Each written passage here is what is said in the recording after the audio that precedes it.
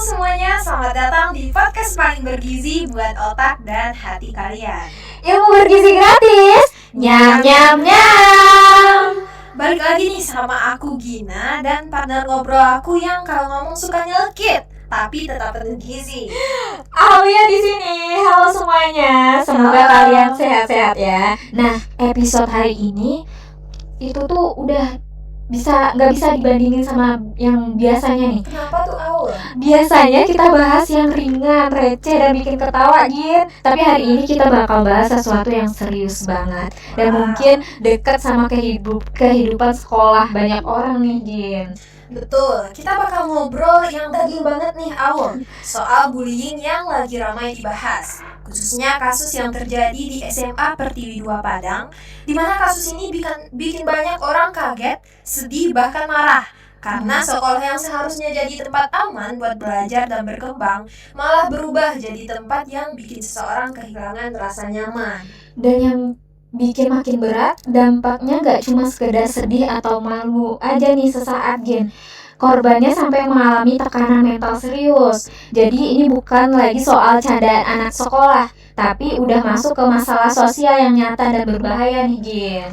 Wah, nah aku penasaran nih. Nah, supaya obrolannya nggak cuma opini Iya. aja ya, kita juga ditemen nih sama 3 narasumber kece dari dunia sosiologi yang bakal bantu kita ngupas kasus ini dari sudut pandang ilmu sosial.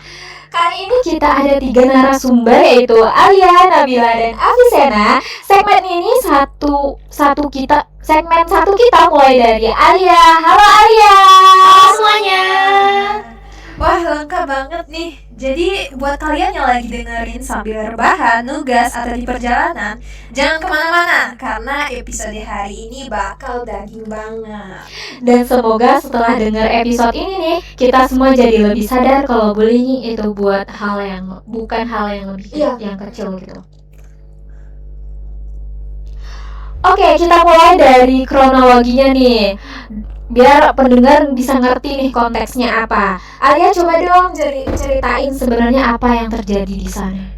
Nah, jadi gini, Gin, Aulia. Iya. Nah, di SMA Pertiwi 2 Padang itu terjadinya cyberbullying. Nah, berdasarkan informasi yang beredar, korban itu kita sebut aja namanya Farel ya. Nah, Oke. Farel itu adalah siswa yang sebenarnya itu dia berprestasi aktif di sekolah.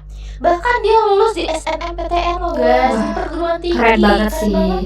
SNPP nggak sih yang jalur prestasi itu? Iya, SNMPTN. Wow. Siswa undangan. Oke.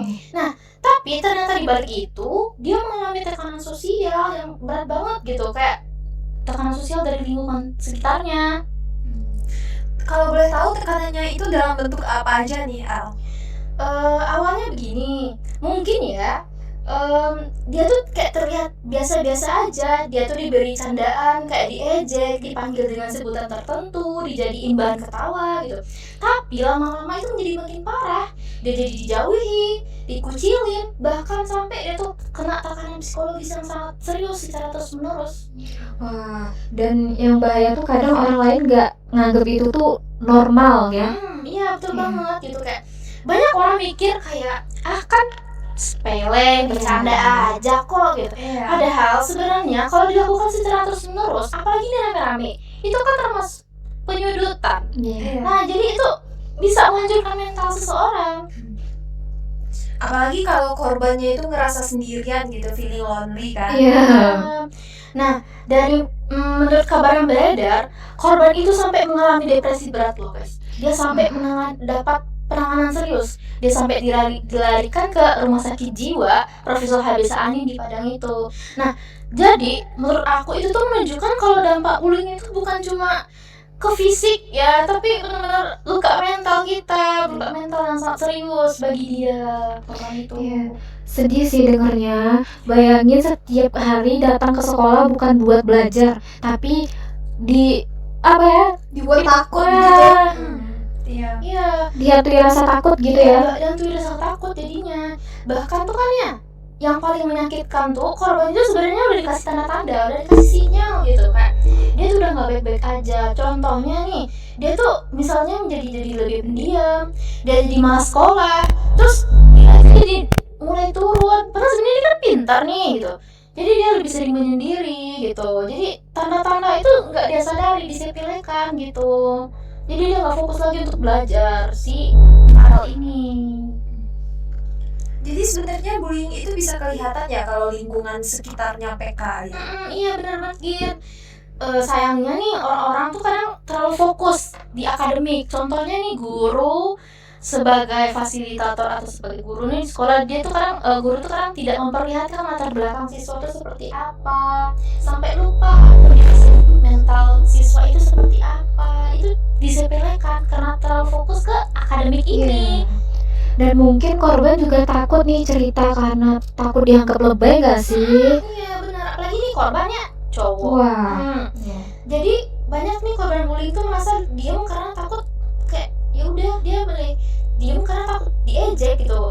Ada juga yang nggak dipercaya, ada juga dia tuh takut gak dipercaya. Jadi dia tuh ya udah pendam aja sih sendiri pada cerita ya, takut dianggap lebay atau gimana. Apalagi ini posisinya cowok nih. Cowok tuh biasanya memendam apa-apa tuh sendiri ya. Iya.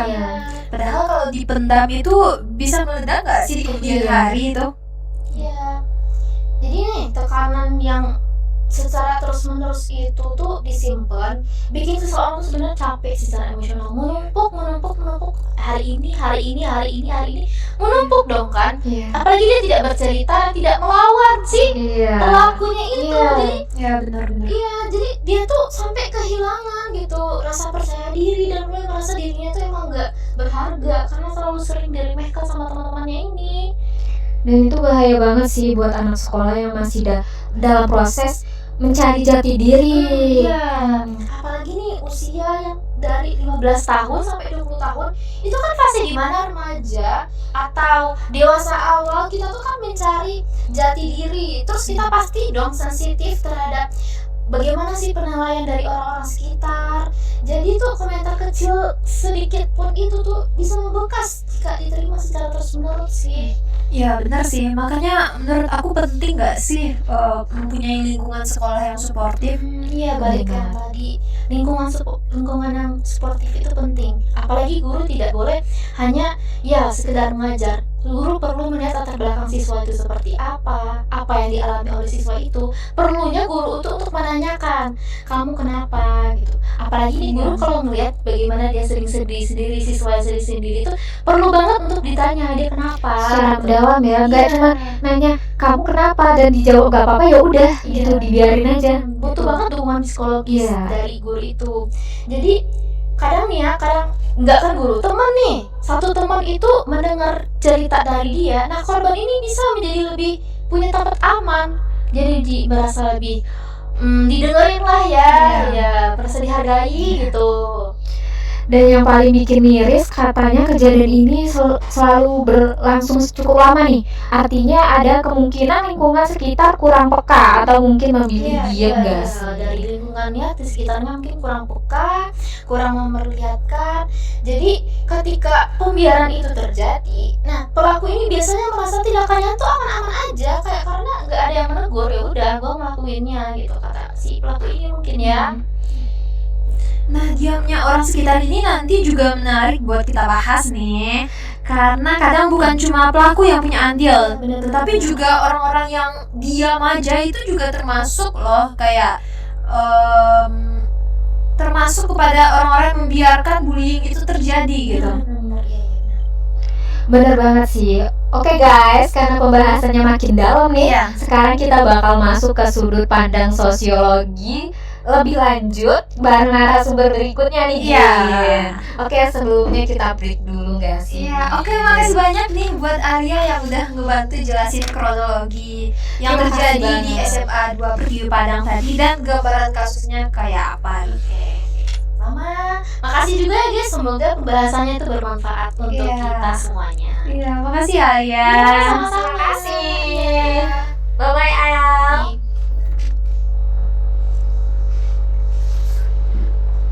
Dan kita sekarang sepi ya rasanya tuh. Kalau lanjut bosan gak sih kalau langsung lanjut ke teori gitu gak sih Al? Gimana? Iya, kalau kita kasih break dulu. Iya, bagus gak sih? Breaking gak? Boleh.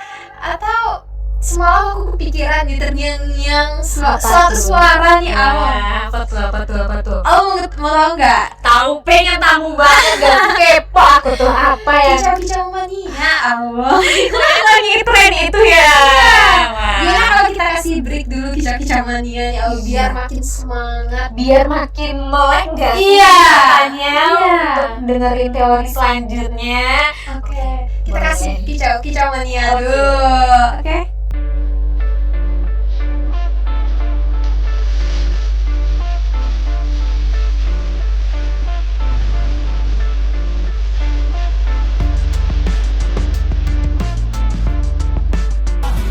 Dan sekarang kita bakal lanjut nih bareng Nabila yang ngebahas bullying ini dari sisi penyimpangan sosial dan teori sosiologi. Halo Nabila, Halo guys. gimana nih kabarnya? Alhamdulillah baik. Udah makan belum nih? Waduh, musuh-musuh nih. Tapi tetap semangat sih. Mau ngasih penjelasan tentang teori Iya. sosiologi nih. Aku jadi semangat sih mau dengerin. Oke Nabila, kalau tadi kami udah bahas tentang kasus bullying yang Iya, terjadi kronologinya. di SMA 2 Pertiwi Padang nih bareng Alia. Nah, kalau dilihat dari kacamata sosiologi nih, apakah bullying ini sebenarnya masuk kategori apa sih Nabila? Nah, kalau dalam sosiologi, bullying itu jelas termasuk penyimpangan sosial karena pelaku ini melanggar nilai dan norma yang berlaku dalam masyarakat maupun dalam sekolah. Kadang orang suka mikir gak sih penyimpangan sosial tuh kayak kriminal besar? Nah, itu dia. Padahal penyimpangan sosial nggak selalu kriminal berat, seperti mengejek, mengucilkan, ataupun merendahkan orang lain secara terus-menerus. Itu juga bentuk penyimpangan karena merugikan orang lain. Berarti sebenarnya bullying itu bukan kenakalan biasa ya Nabila? Bukan, karena efeknya bisa panjang banget. Bahkan korban bisa kehilangan rasa percaya dirinya sendiri, takut bersosialisasi, sampai mengalami gangguan mentalnya. Dan itu sempat disebut tadi udah sempat disebut nih sama Nabila tentang teori labeling. Itu gimana Iya. Nab? Nah iya, jadi teori labeling itu menjelaskan kalau seseorang yang terus diberi cap negatif lama-lama bisa percaya bahwa dirinya memang seperti label itu, guys. Oh, kayak misalnya terus dibilang aneh, lemah, atau nggak pantas itu juga termasuk ya? Betul, kalau setiap hari dengar itu, seseorang itu bisa mulai mempertanyakan dirinya sendiri. Bahkan ada juga korban nih yang akhirnya menarik diri dari lingkungan sosial karena merasa tidak diterima, begitu. Jadi omongan ternyata bisa lebih tajam nih dari tindakan fisik ya teman-teman. Bener banget, karena luka fisik mungkin bisa sembuh dalam beberapa hari. Tapi kalau luka mental itu kadang terbawa sampai bertahun-tahun, teman-teman. Dan bullying itu ternyata bentuknya banyak ya? Banyak banget, teman-teman. Ada verbal seperti menghina atau mengejek, ada fisik seperti mendorong atau memukul, ada sosial seperti mengucilkan, dan sekarang yang makin sering terjadi adalah cyberbullying. Oh, ternyata bullying itu bukan hanya bentuk kekerasan fisik aja ya? Benar. Ternyata banyak ya. Nah ini nih serem nih karena sekarang bullying itu nggak berhenti di sekolah aja tapi di lingkungan yang lain nih, nggak cuma di sekolah, bahkan di dunia pendidikan seperti sekolah aja ada, dan apalagi yang lain nih. Wah, makin kompleks ya? Iya. Benar banget. Nah, ada juga lewat media sosial atau grup chat, korban bisa terus menerima tekanan bahkan saat di rumah. Jadi dia tuh nggak punya ruang aman buat istirahat secara mentalnya gitu. Di rumah pun dia juga merasa tertekan gitu. Kadang yang bikin kesal itu orang-orang yang ngetik komentar di sosial media itu jahat sih. Iya. Kayak nggak mikir dampaknya ke korban itu seperti apa di masa depan kan. Sepakat sih, sepakat. Dampaknya tuh karena mereka tuh merasa aman di balik layar. Padahal satu komentar negatif bisa dibaca berkali-kali sama korban itu dan terus membekas di pikirannya sendiri sampai kapanpun gitu. Ya, kadang ada juga yang bilang cuman meme, cuman bercanda di grup ya. Kadang menganggap sepele. Iya. Apa itu? Cuman meme, cuman bercanda di grup doang, masa dianggap serius banget ya? Dan juga padahal yang tahu apakah itu bercanda atau menyakiti menyakitkan adalah orang yang menerimanya. si korban ini ya. Iya. Setuju banget sih. Karena batas bercanda tiap orang itu pasti beda-beda kan ya. Gak Iya. bisa kita jadikan satu standar aja terpatok gitu. Nah, dan dalam kasus bullying ini, seringkali pelaku merasa tindakannya lucu karena didukung teman-temannya. Mereka dapat tawa, perhatian, atau pengakuan sosial. Jadi kayak ada budaya yang salah di lingkungan itu ya. Persis. Kalau lingkungan menganggap menghina itu lucu, lama-lama perilaku itu dianggap normal. Bahkan ada orang yang ikut mengejek supaya diterima di kelompok tersebut. Padahal mungkin dalam hati mereka tahu itu sebenarnya salah gitu ya. Iya, tekanan kelompok atau peer pressure itu kuat banget di usia remaja saat ini, marak-maraknya. Iya, dan kalau terus dibiarkan perilaku itu bisa jadi sebuah kebiasaan ya. Jadi kebiasaan sih, normal aja gitu. Iya. Betul banget. Makanya pendidikan karakter dan empati itu penting banget di sekolah saat ini. Harus diajarkan. Jangan dijadiin normalisasi ya. Iya, karena berarti sekolah itu sekarang bukan cuman fokusnya di akademik aja, tapi juga harus berfokus kepada hal-hal yang sudah disampaikan tadi, lebih peduli kepada orang-orang yang dibully gitu Iya, kan, jadi- edukasinya ditingkatin lagi. Jangan matematika aja ya. Iya. Benar, sekolah juga harus ngajarin bagaimana menghargai orang lain, membangun empati, dan menciptakan lingkungan sosial yang sehat dan damai. Iya. Karena poinnya nih, karena semintar apapun seseorang, kalau nggak punya empati ya tetap berbahaya ya. No sih. Iya. No. Karena jujur aja nih, mau sepinter apapun orang, pasti kalau dia nol akhlak, terus empatinya kurang, pasti kita bener-bener gak respect banget gak sih sama dia, ya kan? Iya, kayak seperti nyaring bunyinya gitu loh. Iya, kayak tong kosong Tong nyaring. kosong nyaring bunyinya Iya. itu, kayak gitu. Wah, ternyata bullying itu kompleks banget ya kalau dibahas dari sisi sosiologi yang udah dijelasin sama Nabila tadi. Thank you banget nih buat Nabila yang udah ngejelasin bentuk-bentuk bullying dan teori sosialnya. Makasih juga, semoga teman-teman jadi lebih sadar. Iya, semoga sih. Semoga. Terima kasih Nabila. Iya, Terima kasih yang daging banget. Iya. Kita headline-nya yang tadi tong kosongnya, Iya. bunyinya itu. Oke, thank you guys. Oke, bye-bye Nabila. Bye. Bye.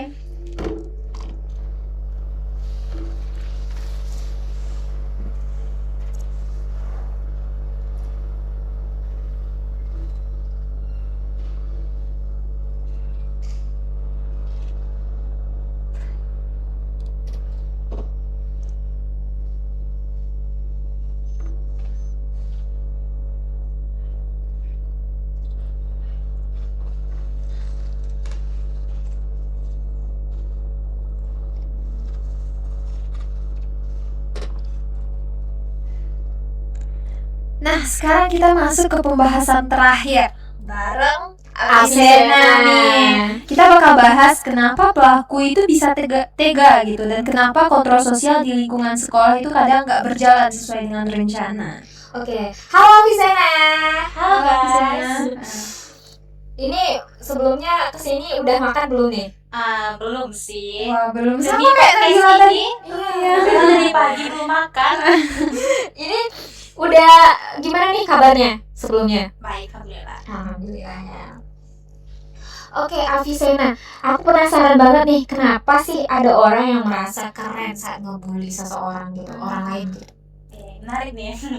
Jadi gini, biasanya karena ada relasi kekuasaan sih, umumnya itu pelaku merasa punya posisi yang lebih kuat, lebih besar, serta lebih populer di kalangannya gitu. Dan juga didukung oleh kelompok-kelompok circle-nya itu. Nah, jadi mereka cari pengakuan dengan cara nindas orang yang mereka anggap lemah. Jadi mereka itu merasa aman kalau rame-rame gitu ya. Iya, betul sekali. Karena dalam kelompok, orang kadang kehilangan empatinya karena mereka ikut arus lingkungannya, karena ikut-ikutan circle-nya gitu.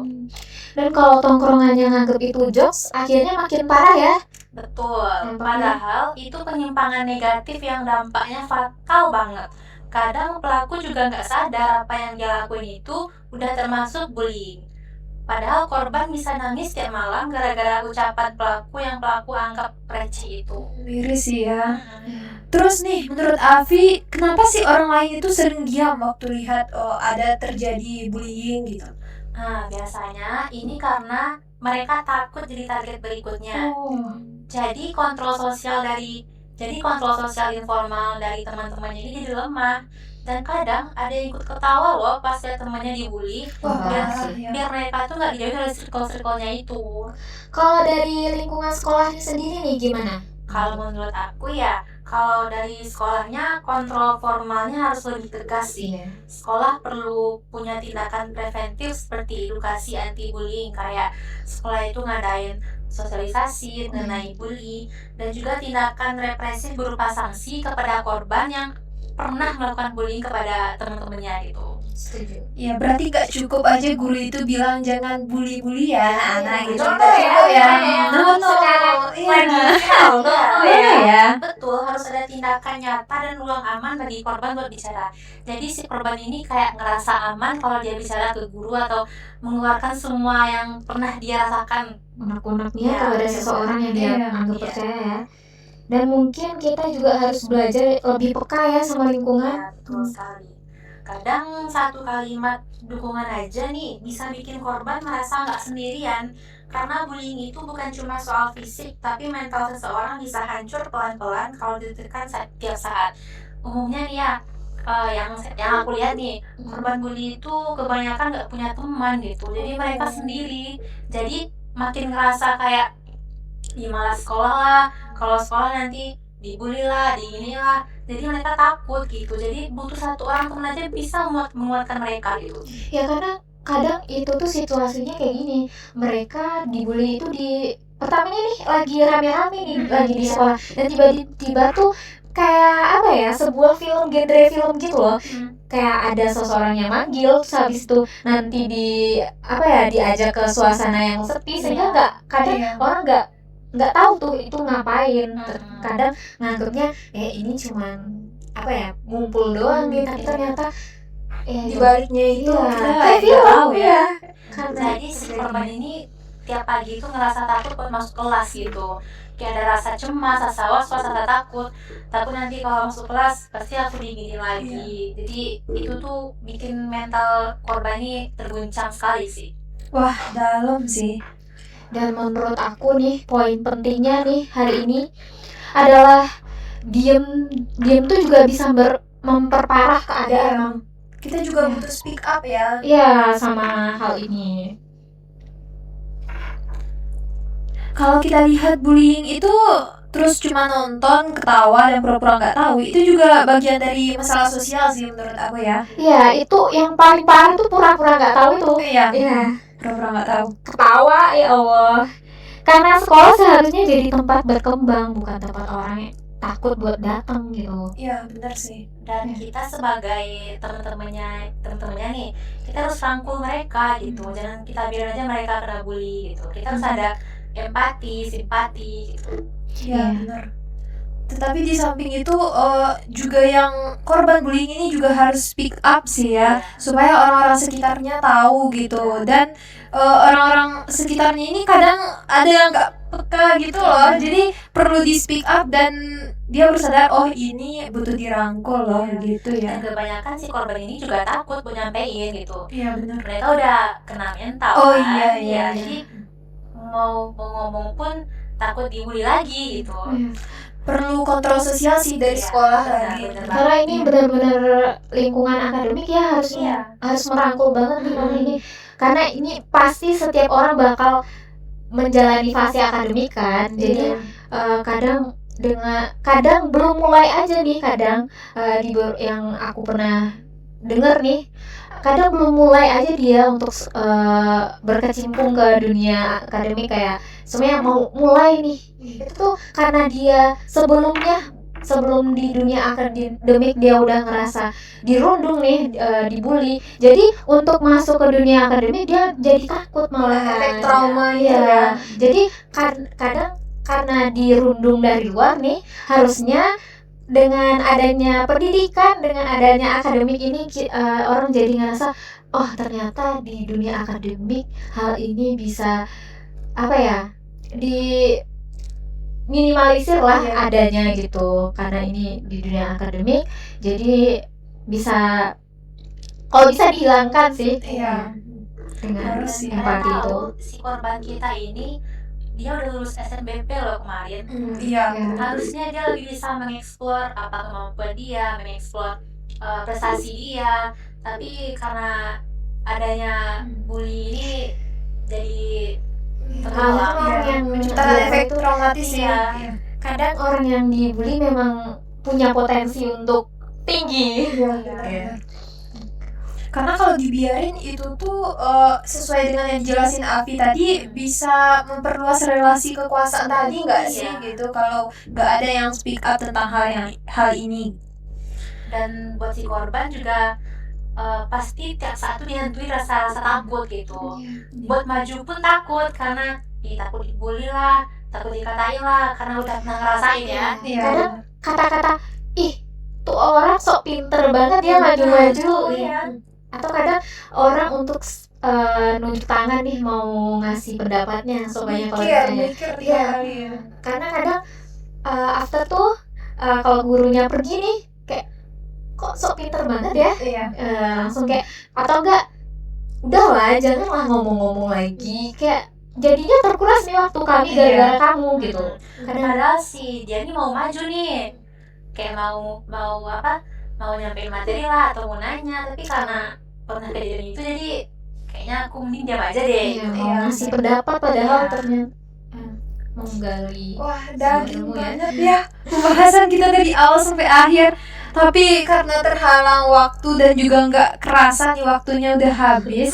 Karena obrolan kita hari ini juga daging banget. Dari kronologi kasus, teori sosiologi, sampai gimana pentingnya kontrol sosial di lingkungan sekolah gitu. Ya, kayak kronologi kasusnya yang disampaikan sama Alia dan teori yang disampaikan Nabila tadi nih. Dan semoga setelah episode ini kita semua jadi lebih sadar kalau bullying itu bukan candaan receh. Benar. Dampaknya nyata dan bisa menghancurkan hidup seseorang. Dan aku mau nyampein nih guys, Apa tuh? teman-teman nih yang mungkin pernah jadi korban bullying, kalian nggak sendirian. Jangan takut buat cerita atau cari bantuan ke orang yang kalian percaya. Kadang satu langkah kecil yang kalian lakukan buat ngomong itu bisa jadi awal untuk keadaan yang lebih baik lagi. Dan buat yang mungkin pernah ikut ngejek atau diam aja nih pas dia temannya dibully, semoga setelah ini kita semua bisa lebih peka dan lebih berani buat saling jaga. Dan yang paling penting, kalian jangan jadi alasan seseorang nangis tiap malam. Itu sama aja kalian bunuh mental seseorang. Tiap orang itu punya kekuatan mental yang beda-beda pastinya. Ya, not sih. Ini Harus saran dicatat. Ya, saran apa banget nih, sarannya tuh daging banget. Iya. Makasih banyak nih buat narasumber kita hari ini, Alia, Nabila, dan Afisena ya tadi. Iya. Oh, kalian keren banget sih. Ya, keren daging. Aku jadi dapat ilmu nih dan jadi ngerasa apa ya, membara juga nih dari kasus ini. Ikut geram kan kita? Iya. Dan buat teman-teman yang lagi dengerin, ingat ya, sekolah harus jadi rumah kedua yang aman, nyaman, dan sehat buat semua orang. Jangan jadi pelaku sih. Ya, Jangan jadi pelaku. dan jangan jadi penonton. Dan jangan pernah anggap bullying itu sebagai candaan biasa, karena kita nggak pernah tahu seberapa besar luka yang dirasakan seseorang. Iya, betul sih. Kadang hal itu tuh apa ya? Iya. Aku jadi ikut greget tadi, sumpah, gara-gara kasus ini nih. Karena apa ya? Hal ini nih kasus ini terjadi tuh bukan hanya di lingkungan sini aja, SMA 2 Pertiwi ini aja, karena ini sebenarnya udah terjadi tuh di sekolah-sekolah yang banyak sekolah-sekolah di Indonesia, apalagi nih kebanyakan malah terjadi di lingkungan sekolah yang paling tinggi nih, akreditasnya yang paling tinggi malah terkadang itu tuh disepelekan atau dihilangkan karena takutnya mempengaruhi akreditas sekolah itu sendiri kadang. Karena yang sering terjadi itu di sekolah-sekolah kayak sekolah-sekolah yang udah tinggi Iya, gitu iya. ya. Itu tuh mungkin karena kompetisinya yang lumayan ya di sana, jadi kayak orang itu nggak mikir gitu. Iya, karena ya itu sekolah kan Takut punya tersaingi. akreditas ya, Iya. jadi takut dengan adanya sebuah isu kasus itu takutnya akreditas sekolah jadi apa. Jadi kadang hal itu tuh yang gede itu malah dihapus gitu. Oke, benar. Nah, kita kelewatan lagi nih. Kita udah Kita mau pamit. iya, lewat nih waktunya udah di ujung acara. Oke, kita lanjutkan aja di segmen berikutnya nih, Halo. Iya. Oke, aku Gina. Oke, aku Aulia. Dan aku